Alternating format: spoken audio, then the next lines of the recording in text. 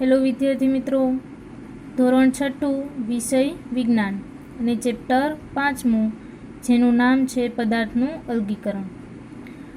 Chapter 5ના આપણે આગળ ઘણા બધા વિડીયો જોયા કે જેમાં અલગીકરણની જુદી જુદી પદ્ધતિ આપણને દર્શાવવામાં આવેલી છે, કે જેમાં આપણે હાથ વડે વીણવું, ચાળવું, ઉપણવું, આ ઉપરાંત નિક્ષેપણ, નિતારણ, ગારણ આવી ઘણી બધી પદ્ધતિ જોઈ.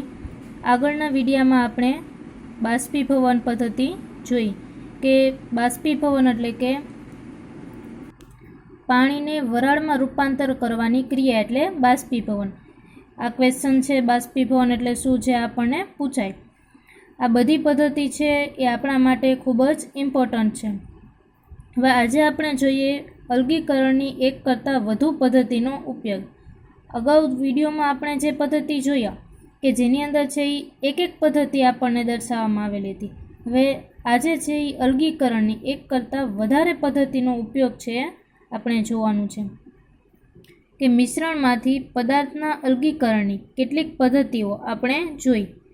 ઘણીવાર મિશ્રણમાંના જુદા જુદા ઘટકોને અલગ કરવા માટે કોઈ એક પદ્ધતિ પૂરતી હોતી નથી, કે કોઈ પણ મિશ્રણ હોય એની અંદર આપણે જુદા જુદા ઘટકને અલગ કરવું હોય તો એની અંદર એક પદ્ધતિથી કામ ન ચાલે, આપણે એને ઘણી બધી પદ્ધતિ જોઈ.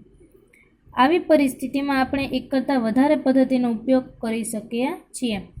કે આપણે જેમ જોઈએ જેમ કે ચાળવું, તો ચાળવું પદ્ધતિ છે તો એમાં આપણે જોઈ કે હાથ વડે આપણે ચારણાની મદદથી છે આપણે ચાળીને ઝીણો કચરો હોય છે અને જાડો કચરો હોય તો એને આપણે અલગ છે કરી શકીએ, બરાબર. કે નાનો મોટો કચરો હોય તેને અલગ કરી શકીએ.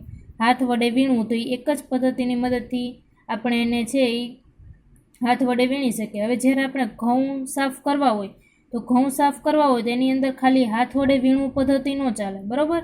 કે ખાલી ચાળવું પદ્ધતિ ન ચાલે, આપણે એને ચાળવું પણ પડે અને હાથ વડે વીણવું પણ પડે છે.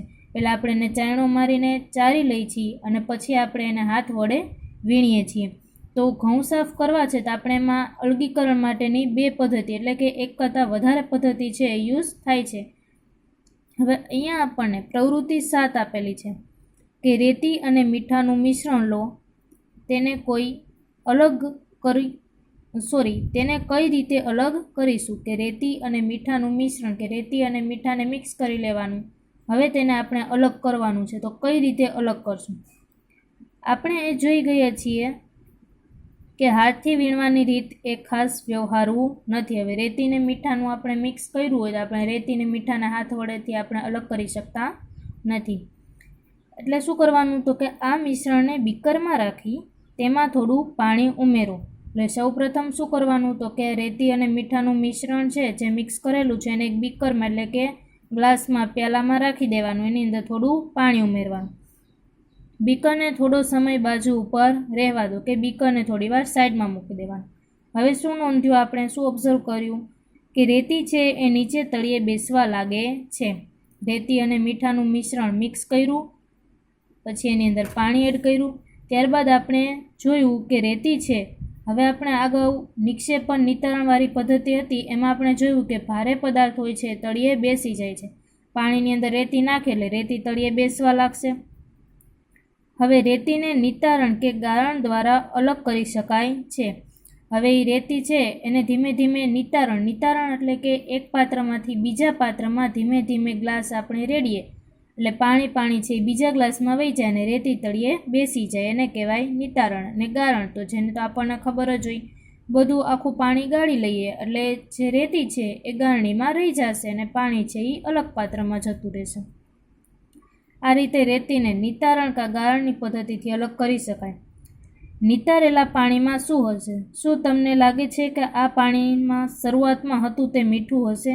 કે આપણે જે પાણી અલગ કર્યું, રેતી અને મીઠાનું મિક્સ પાણી હતું એ અલગ કર્યું, તેની અંદર છે એ રેતી અલગ થઈ, પરંતુ પાણી છે એ શરૂઆતમાં જે મીઠાવાળું હતું એ પાણી રહેશે ખારું? તો કે હા, કારણ કે પાણીની અંદર છે એ મીઠું ઓગળી ગયું હોય, રેતી નથી ઓગળતી તો રેતી તળિયે બેસી જાય છે અને પાણી મીઠામાં ઓગળી ગયું છે.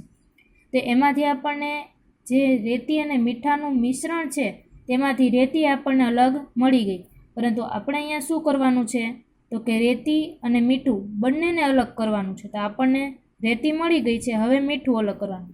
તો મીઠું અલગ કરવા માટે કઈ પદ્ધતિ જોશે? તો કે એના માટે બાષ્પીભવન પદ્ધતિ. આગળના વિડીયોમાં આપણે જોયું છે બાષ્પીભવન પદ્ધતિ. કે હવે આપણે નિતારેલા પ્રવાહીમાંથી મીઠું અને પાણી છે અલગ કરવાના છે. હવે મીઠા અને પાણીને અલગ કરશું. કે આ પ્રવાહીને કીટલીમાં નાખી તેનું ઢાંકણ બંધ કરો. કીટલીને થોડીવાર માટે ગરમ કરો. તમે નોંધ્યું કે કીટલીના નાળચામાંથી, કે આગળ જે ચા લઈએ, ચા જ્યાંથી આવે એને નાળચું કહેવાય, તો એ નાળચામાંથી વરાળ છે એ બહાર આવી રહી છે. આપણે ચા ગરમ હોય ને કીટલીમાં નાખીએ તો એ ગરમ ગરમ છે એમાંથી વરાળ છે એમાંથી બહાર આવે. તો આ રીતે આમાં પણ જે મીઠું અને પાણીનું જે મિક્સ કર્યું છે એને આપણે ગરમ કર્યું એટલે એમાંથી વરાળ નીકળશે એટલે એ નાળચામાંથી, કે જે આગળનું ઓલું નાકું હોય છે ચા આવે એમાંથી છે એ એમાંથી વરાળ છે એ બધી બહાર આવે છે. ત્યારબાદ ધાતુની એક પ્લેટમાં થોડો બરફ લો.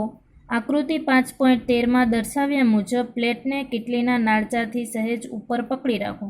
તમે શું જોયું? કીટલીનું બધું જ પાણી ઉકળી જવા દો.